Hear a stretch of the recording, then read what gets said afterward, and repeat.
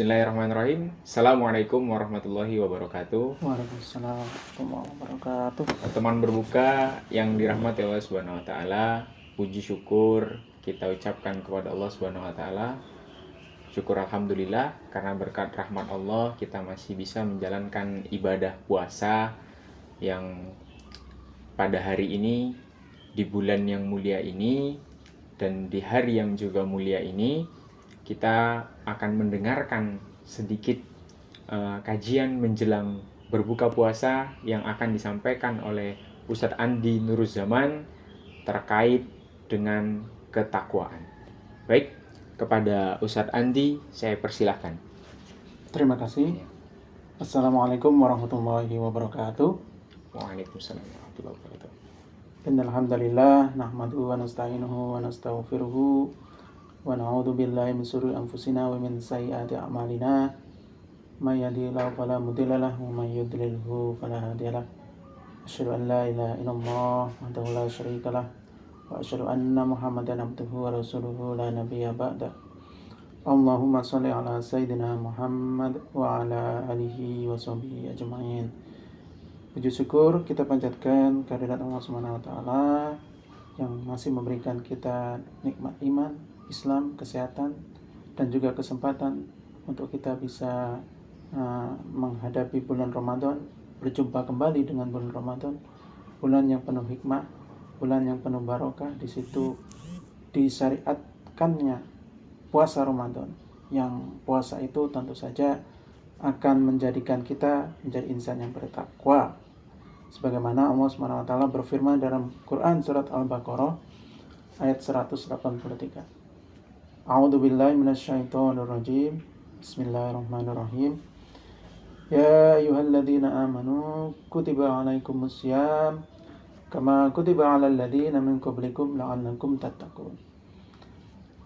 Hai orang-orang yang beriman, telah ditetapkan oleh kalian, telah diwajibkan untuk kalian berpuasa sebagaimana telah diwajibkan puasa itu untuk orang-orang yang sebelum kamu agar kamu bertakwa. Nah, di sini ada kata-kata la'allakum tattaqun, agar kamu bertakwa. Maka kalau kita melihat ya arti dari ayat ini, maka tentu saja tidak bisa tidak, maka kita harus membuka ilmu tafsir ya. Maka terkait dengan tafsir Quran surat Al-Baqarah ayat 183 ini, kita bisa melihat di dalam bukunya Syekh Abdul Bakar Al-Jaziri ya, yang mana dalam memaknai frasa la'allakum tattaqun ini ya, adalah artinya bahwa ya, Allah Subhanahu wa taala itu mempersiapkan kalian ya untuk bisa menjalankan semua perintahnya dan menjauhi larangannya. Teman berbuka yang dirahmati oleh Allah, kemudian kalau kita menilik lebih lanjut ya terkait dengan takwa ini ya, maka kita akan mendapati bahwa takwa itu mempunyai ciri-ciri ya. Disitulah kita bisa melihat ya bahwa ciri-ciri orang yang bertakwa menurut ulama Syekh Imam Ali As-Sabuni mengutip pernyataan dari Imam Al-Hasan Al-Basri bahwa beliau menyebutkan bahwa takwa itu adalah bahwa yang disebut takwa ya, mereka takut terhadap apa yang Allah SWT telah larang atas diri mereka. Kemudian yang kedua terkait dengan menunaikan apa saja yang Allah SWT wajibkan atas diri mereka. Sehingga dalam hal ini takwa itu bisa kita kerucutkan, bisa kita fokuskan bahwa terkait dengan larangan dan kewajiban. Yang mana terkait dengan kewajiban harus kita laksanakan, kemudian terkait dengan larangan harus kita tinggalkan. Nah, teman berbuka yang dirahmati Allah, kalau kita melihat keadaan di sekitar kita ya, kita bisa mendapati bahwa terkait dengan takwa ini yang bukan disebut takwa ya apabila kita itu melakukan sholat ya, kemudian melaksanakan puasa di bulan Ramadan, kemudian juga menunaikan ibadah haji di tanah suci Mekah ya. Sementara kita di sisi lain juga melakukan kemaksiatan, ya. Misalnya ya, memakan riba, ya. Yang mana saat ini riba sudah merajalela di seluruh kaum muslimin, ya. Yang mana setiap transaksi yang ada yang dilakukan oleh kaum muslimin itu tidak bisa lepas, ya, dari adanya riba. Kemudian juga maraknya suap dan korupsi, ya. Yang mana korupsi yang paling mutakhir saat ini ya terkait dengan pajak, ya. Yang mana disinyalir oleh PPATK sampai ada transaksi mencurigakan, ya, di Kementerian Keuangan yang jumlahnya triliunan rupiah. Nah, ini juga merupakan kemaksiatan yang luar biasa, ya, yang terjadi di negeri ini. Demikian juga kezaliman yang dilakukan oleh penguasa, ya, terhadap rakyat, ya, terkait misalnya dengan harga BBM yang terus-menerus naik, ya.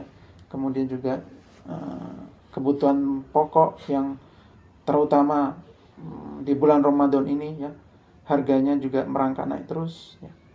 Itu menunjukkan bahwa adanya kemaksiatan yang dilakukan oleh penguasa terhadap rakyat. Nah, ini juga harus kita pahami, ya, bahwa tidak cukup, ya, kita hanya melakukan ibadah ritual saja, tapi juga dalam hal ini kita juga harus memaksimalkan bahwa tidak boleh sekaligus kita melaksanakan ketaatan dan juga melaksanakan kemungkaran. Nah, itu merupakan hal yang dibenci oleh Allah. Nah, maka wujud dari takwa itu selain kita melaksanakan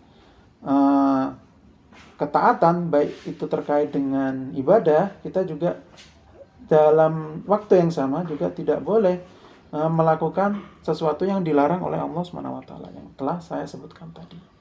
Dan juga terkait dengan syariat Islam yang berada di luar ibadah ritual, ya. Misalnya terkait dengan muamalah, ya, terkait dengan transaksi-transaksi yang kita lakukan di tengah-tengah masyarakat, ya. Nah, itu tidak boleh tidak, maka harus ada sebuah semangat, ya, bahwa apa yang kita lakukan sehari-hari itu harus selalu sesuai dengan apa yang diperintahkan Allah. Ketika itu adalah sebuah larangan, harus kita tinggalkan. Dan ketika itu sebuah perintah, maka harus kita laksanakan. Kemudian kita juga harus memperhatikan bahwa bukan takwa namanya jika kita masih menyekutukan Allah SWT dengan makhluknya. Baik dalam konteks akidah, ya, dalam konteks keimanan kita, ya, akidah, termasuk juga dalam hal ibadah, ya. Maka ketika kita masih meyakini bahwa hukum-hukum selain yang diturunkan oleh Allah SWT itu adalah hukum yang baik, sedangkan hukum yang berasal dari syariah itu tidak boleh dilaksanakan dalam kehidupan berbangsa dan bernegara, ya, maka itu merupakan sebuah bentuk kemaksiatan, ya. Bahkan kalau sampai meyakini bahwa hukum buatan manusia itu lebih baik dari hukum Al-Quran, itu sudah sampai kepada kesyirikan. Nah, itu yang harus kita pahami. Tidak boleh kita berbuat seperti itu, ya. Sebagaimana Allah berfirman dalam Quran surat At-Taubah ayat 31, A'udzubillahi minasyaitonirrajim, ittakhadhu ahbarahum wa ruhbanahum arbaban min dunillah.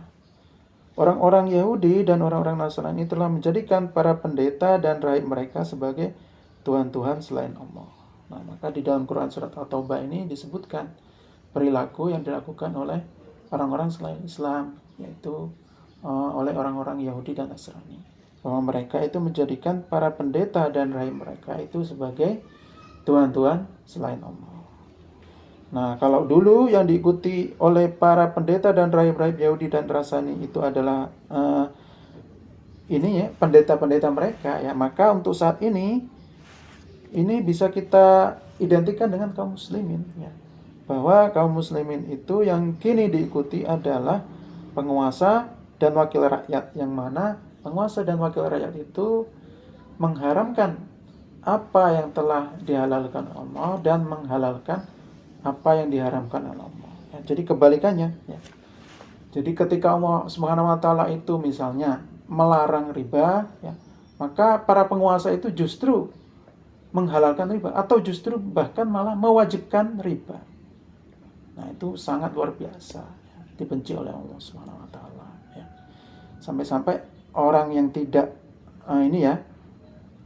menjalankan riba itu sampai ada sanksi hukumnya. Nah, itu menunjukkan bahwa riba itu justru diwajibkan, ya. Nah, ini merupakan pamurtabalian dari keterikatan kita kepada Allah Subhanahu wa taala, yang bahwa harusnya kalau ada suatu kemungkaran harus kita jauhi, ini justru ketika ada kemungkaran justru malah kita jalankan. Nah, ini merupakan hal yang dibenci, ya, sangat dibenci oleh Allah Subhanahu wa taala, ya. Bahkan kita bisa melihat sekarang, ya, kondisi negeri ini sudah terlilit utang lebih dari 7.000 triliun. Dan utang itu bentuknya adalah pinjaman. Dan kalau dilihat dari hukum syariah, pinjaman itu yang ada bunganya itu disebut sebagai riba. Dan itu hukumnya adalah haram, ya. Kemudian juga terkait dengan bank-bank yang ada saat ini juga masih menjalankan riba. Nah, ini menunjukkan bahwa negeri ini saat ini masih belum bisa, ya, menghilangkan kemaksiatan-kemaksiatan yang dilakukan secara komunal atau secara kolektif atau secara bersama-sama terkait dengan aturan-aturan yang ada di tengah-tengah masyarakat. Nah, teman berbuka yang dirahmati oleh Allah, ada sejumlah tanda dari takwa sebagaimana dalam tausiah dari Zubair bin Al-Awwam, ya, salah satu sahabat Nabi SAW, bahwa beliau menulis surat untuk nasihat dirinya sendiri. Dalam surat itu beliau menyatakan, amma ba'du, sesungguhnya orang-orang yang bertakwa itu memiliki sejumlah tanda, yang mana diantaranya adalah satu, sabar, ya, dalam menanggung derita. Kemudian yang kedua, ridho terhadap qada atau ketetapan dari Allah Subhanahu wa taala. Kemudian yang ketiga adalah mensyukuri nikmat, dan yang keempat adalah merendahkan diri atau tunduk di hadapan hukum-hukum Al-Qur'an. Terkait dengan apa yang diwajibkan di dalam Al-Qur'an maka harus tunduk, ya, dan dilaksanakan. Kemudian apapun yang dilarang di dalam Al-Qur'an maka harus tunduk, yaitu dengan meninggalkannya. Maka teman berbuka harus ingat, ya, bahwa takwa itu harus ada pada diri kita sebagai kaum muslimin itu kapan saja dan di mana saja dalam keadaan apapun. Sebagaimana Rasulullah SAW bersabda, bertakwalah engkau dalam segala keadaanmu. Nah, kembali kita merujuk kepada pendapat ulama terkait dengan kata bertakwalah dalam segala keadaan. Maksudnya dalam segala keadaan ini adalah baik itu dalam keadaan lapang dan sempit, atau juga dalam keadaan senang atau susah, atau juga dalam keadaan yang gembira, meskipun juga dalam keadaan tertimpa bencana, ya. Kemudian kata dalam segala keadaan juga bisa dimaksudkan dimanapun kita berada, ya, baik saat dilihat manusia ataupun tidak dilihat oleh manusia. Nah, itu adalah perwujudan dari takwa, ya. Yang mana takwa itu bukan hanya sekedar dalam arti sempit, tapi juga dalam arti luas. Baik itu dilihat manusia ataupun tidak dilihat oleh manusia, baik dalam keadaan susah maupun dalam keadaan lapang, ya. Kemudian teman berbuka yang dirahmati Allah, kita juga bisa melihat apa yang dikatakan oleh Abu Bakar As-Siddiq, ya, sahabat Nabi SAW yang terkemuka, bahwa beliau berkata, ketahuilah bahwa cerdas yang paling cerdas adalah takwa, ya, dan bodoh yang paling bodoh adalah suka bermaksiat. Nah, di sini sahabat Abu Bakar As-Siddiq melihat di sini bahwa kecerdasan itu dilekatkan dengan orang yang bertakwa. Ini menunjukkan bahwa ketakwaan itu merupakan hal yang sangat penting, ya, yang ada di dalam diri kaum muslimin. Teman berbuka yang dirahmati Allah, kita kita juga harus mengetahui bahwa takwa itu sejatinya tidak hanya berlaku pada diri kita sendiri, tapi juga harus takwa yang terwujud secara kolektif atau secara bersama-sama di tengah-tengah masyarakat. Sebagaimana Allah Subhanahu wa taala berfirman dalam Quran surat Al-A'raf ayat 96. A'udzubillahi minasyaitonirrajim. Walau amanu wattaqau lafatahna 'alaihim barakatim minas samai wal ardh. Andai penduduk negeri-negeri itu beriman dan bertakwa, pasti kami melimpahkan kepada mereka berkah dari langit dan bumi. Nah, ini ada kata-kata seluruh penduduk suatu negeri. Nah, ini menunjukkan bahwa perintah ini adalah perintah yang ditujukan kepada seluruh umat manusia yang ada di suatu negeri.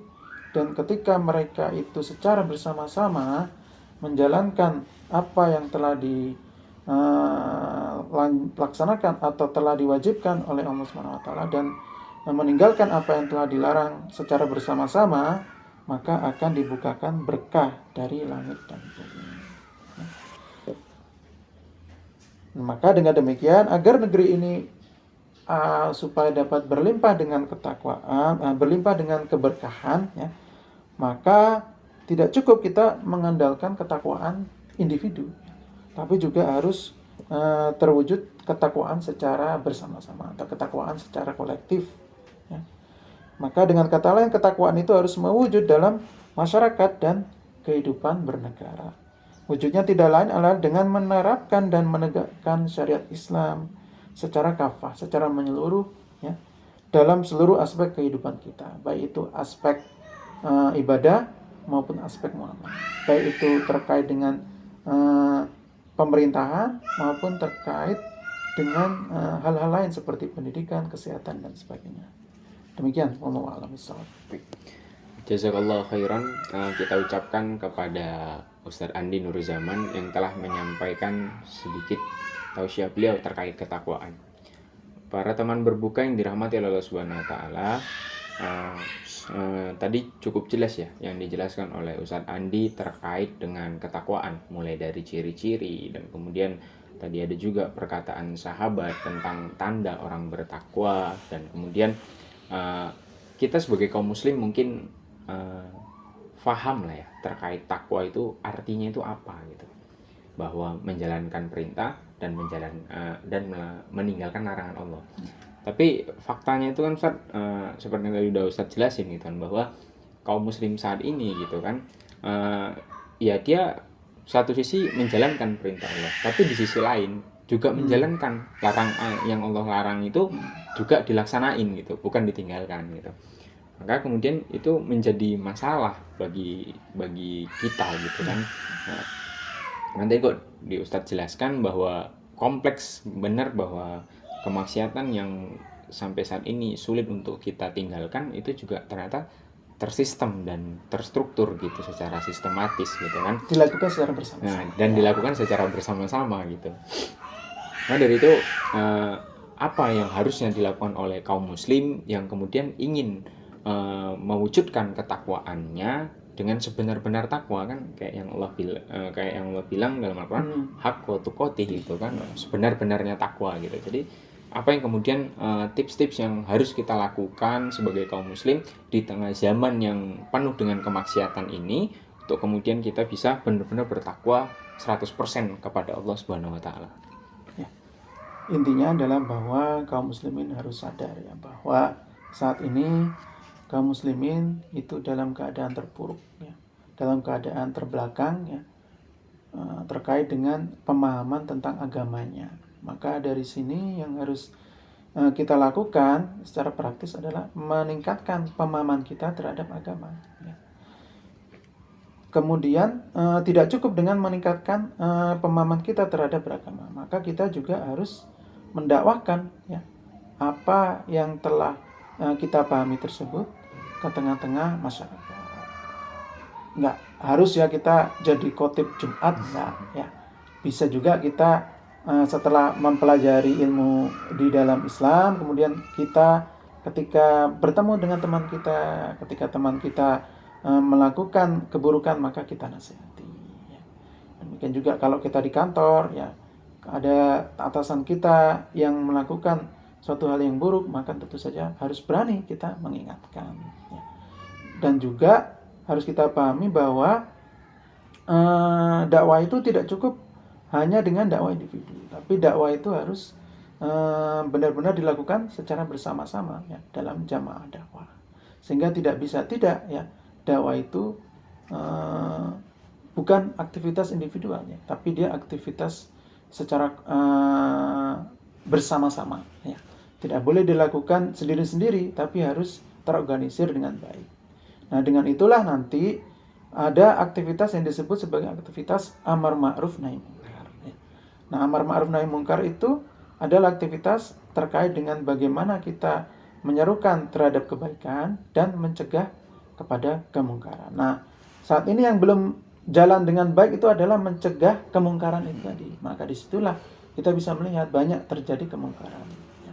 Karena salah satu penyebabnya adalah itu tadi ya, bahwa kaum muslimin terbelakang pemahaman agamanya, sehingga tidak maksimal dalam aktivitas melakukan amar ma'ruf, terutama nahi munkar.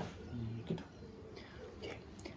Terkait tadi poin-poin yang saya sampaikan itu kan, bahwa untuk kemudian tips yang dilakukan kaum muslim agar bisa menciptakan ketakwaan 100% kepada Allah, yang pertama itu maka kita harus belajar ilmu agama ya, bahasanya ngaji. Terus kemudian yang kedua, kita juga harus mendakwakannya. Nah, terus di poin ketiga ini yang poin penting ya, dakwah jamaah itu, dakwah jamaah, dakwah berjamaah.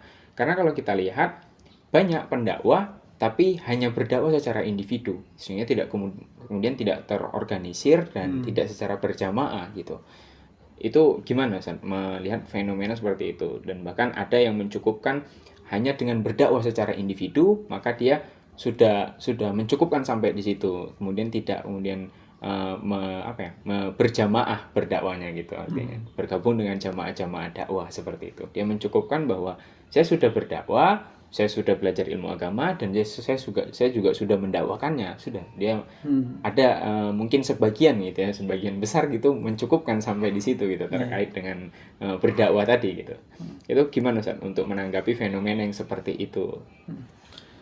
Kita bisa melihat kalau kita umpamakan kita berada di sebuah kapal ya. Kalau ada orang yang melubangi kapal, apakah kita tinggal diam?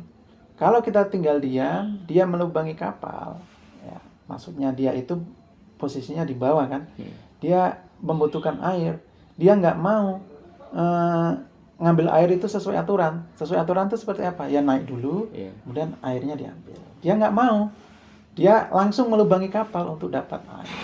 Nah, seperti itulah kita bisa melihat fenomena masyarakat kita. Ya. Jadi masyarakat kita itu terkait dengan kapal tadi itu membiarkan orang-orang yang melakukan kerusakan tadi. Ya. Maka tentu saja yang harus dilakukan adalah tidak cukup hanya dengan satu orang ya, yang dia itu mengingatkan untuk tidak melubangi kapal tadi, tapi juga harus banyak orang dan lebih banyak orang lagi supaya nanti ada kontrol sosial ya di tengah-tengah masyarakat. Artinya bahwa masyarakat itu lama kelamaan ya itu akan sadar ya bahwa yang dia lakukan itu adalah hal yang merusak masyarakat, sehingga dia tidak melakukannya. Maka disitulah semangat kita untuk melakukan amar ma'ruf nahi munkar tadi, supaya tidak banyak atau bahkan tidak ada orang yang berusaha untuk melubangi kapal tadi. Baik, jadi jawaban yang disampaikan oleh Ustadz Andi Nurzaman, bahwa pentingnya dakwah jamaah. Kenapa? Karena kalau dakwah sendiri di tengah kerumunan orang yang kemudian tidak peduli terhadap kerusakan yang dilakukan oleh segelintir orang, maka kerusakan itu akan terus, dan imbasnya orang yang tidak peduli terhadap kerusakan itu juga akan terkena imbas dari kerusakan yang dibuat oleh satu atau dua orang tadi, ketika yang mengingatkan hanya satu atau dua orang juga gitu. Maka dari itu penting juga kita dakwah secara berjamaah. Mungkin teman berbuka yang dirahmati Allah Subhanahu wa taala, cukup sekian dulu kajian singkat kita menjelang berbuka puasa ini. Saya minta kepada Ustadz Andi Nurzaman untuk menyampaikan closing statement-nya terkait materi ketakwaan kepada Allah ini. Alhamdulillah ya, di bulan Ramadan yang mulia ini ada momen yang sangat luar biasa ya untuk meningkatkan ketakwaan kita ya, terkait dengan bagaimana kita melakukan ibadah puasa ya. Dan juga ibadah puasa itu tentu saja memiliki bekas pada diri kita, yaitu meningkatkan iman kita. Dan meningkatkan iman kita tentu saja bekasnya adalah bagaimana supaya semangat untuk meninggalkan larangan-larangan Allah ya, dan juga semangat untuk melakukan amar ma'ruf nahi munkar itu terus ada di tengah-tengah masyarakat, sehingga ketertinggalan atau keterpurukan kaum muslimin saat ini akan kita tinggalkan dan kita menuju umat yang maju ya, umat yang menjadi umat yang terbaik di tengah-tengah manusia. Demikian. Baik, teman berbuka yang dirahmati Allah Subhanahu wa taala, itulah tadi sedikit kajian singkat yang disampaikan oleh Ustadz Andi Nurzaman terkait ketakwaan. Semoga dengan kajian ini kita semakin meningkatkan ketakwaan kita dengan sebenar-benarnya takwa. Saya mewakili dari teman-teman berbuka yang lain mengucapkan wabillahi taufiq wal hidayah. Assalamualaikum warahmatullahi wabarakatuh.